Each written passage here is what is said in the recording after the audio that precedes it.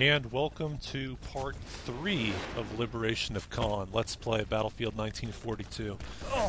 This is an unusually long round, I guess. That tends to happen when there's no ticket bleed. Now there is ticket bleed in the beginning of the map, obviously, when the Canadians haven't captured a flag yet, but because the Axis, who only have one flag, don't bleed on the map because they don't have an uncapturable base, that tends to make the round a lot longer. And also, we've just been in this extraordinary stalemate at the river with neither side able to make any ground. Just a war of attrition. This is a very unusual setup for this map. Normally what happens in this map is the Canadians will get one or two flags on the other side of the river, and it becomes just an intense urban battle with the 4 flags north of the river changing hands back and forth. And so far, we actually haven't seen much of any conflict over there on the north side of the river, at least where I've been. So we'll definitely have to revisit this map at a later time if there's no urban conflict here, because I want to be able to show that off. Like I mentioned earlier, this map did not come with the original release of Battlefield 1942. It was a free download. I believe there were 16 maps that came with the original, and then there were 5 free downloadable maps. And this was the last one for regular Battlefield 1942.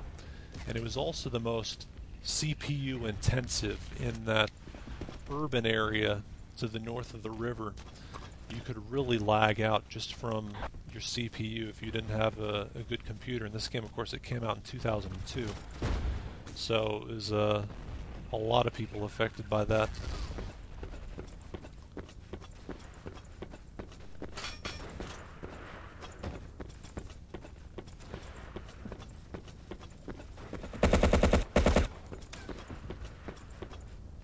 Just playing a game of cat and mouse with this machine gun guy over here. Roger that. Enemy unit spotted. Those green things to the right there, that's a medicine cabinet that automatically heals up your health. They're pushing us back.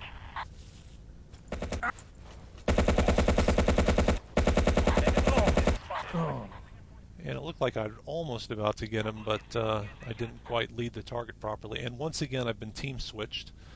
So we started off on the Germans, and now we're back to the Germans. And once again, it's very, very good timing for a team switch, actually, because someone on the German team actually managed to capture one of the bases to the north of the river, the church over here. And there's a free tank. You can see on the mini-map all of the empty vehicles. Often it gives you a lot of intel on the enemy's position just by looking at what vehicles are empty. If you see a bunch of empty vehicles there, it means that there's no one at that control point, otherwise they would be taking the tank.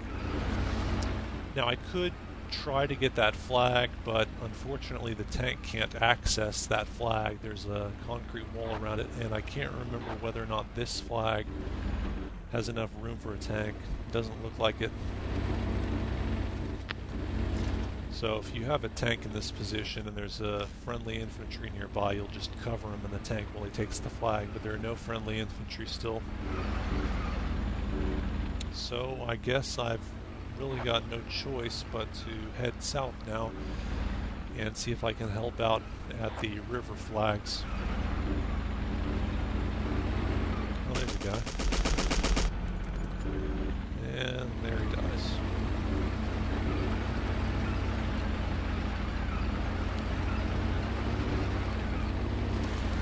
Not much resistance from the Canadians for one reason or another. They may still be attacking that river flag.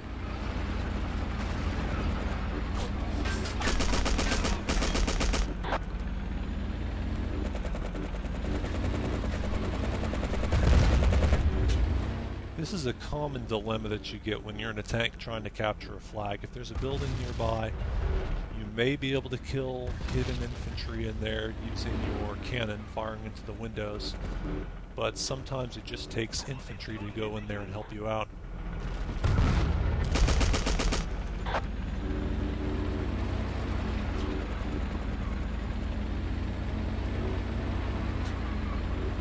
This map is kind of interesting because even though we saw that really long stalemate at the river, once the side that's trapped on the other side of the river manages to capture a flag to the north of the river, the entire dynamics of the map and the round can change completely, almost instantly.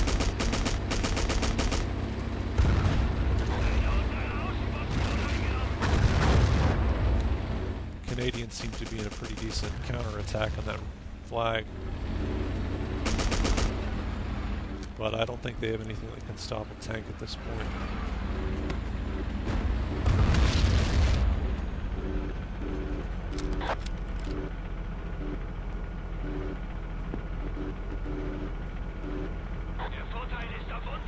Now the Canadians have the river flag again, so I'm going to see if I can show off where the Canadians do their little parachuting drop just to the north of the river. There's an Allied tank left over apparently. Not sure why he didn't try to help them keep the bridge flag.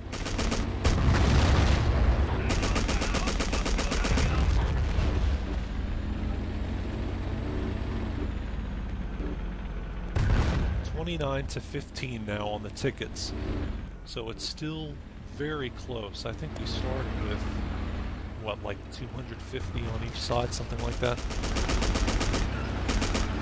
So it's been a very close round in spite of that stalemate at the river.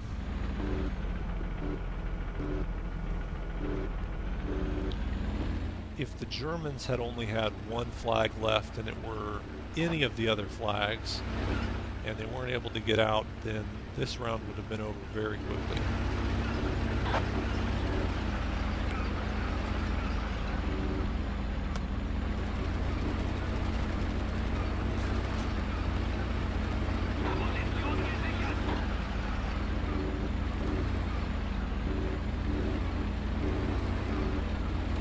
You see all this scenery here. Normally this is basically the map.